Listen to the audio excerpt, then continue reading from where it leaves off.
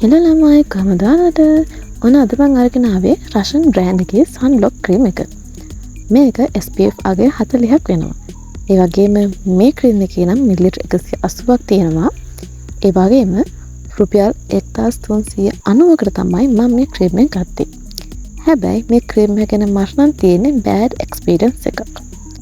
මේ සන්බ්ලොක් එක යූස් කරපු පළවෙනි වතාවෙම මට ලැබුණ බෑඩ් එක්ස්පීරියන්ස් එක නිසා මට ආය මේක යූස් කරන්න හිත දුන්නේ නැහැ. හැබැයි මම කීප වතාවක් මේක ආය try කරලා බැලුවා. ඇත්තට මේ බෑඩ් එක්ස්පීරියන්ස් එකමද හැමදාම මට මේකෙන් ලැබෙන්නේ කියලා බලන්න. ඔව්. මම දන්නේ නැහැ හැමෝටම මේක ඒ විදිහද නැත්නම් මේ ක්‍රීම් එකේ විතරක් මට ලැබුණු ක්‍රීම් එකේ විතරක් ඒක වෙනසක් සිද්ධ වුණාද කියලා. මේකේ ක්‍රීම් එක ඇප්ලයි කරාම white cast එකක් ලොකුවට තියෙනවා. ස්කින් එක අමුතු විදිහට සුදු වෙනවා. ක්‍රීම් එක බ්ලෙන්ඩ් වෙන්නේ නැහැ. මෙන්න මේ ඔයාලට තියෙන්නේ පේන්නේ අන්න ඒ විදිහට මම යූස් කරලා white cast එකක් පේන්න තියෙන විදිය.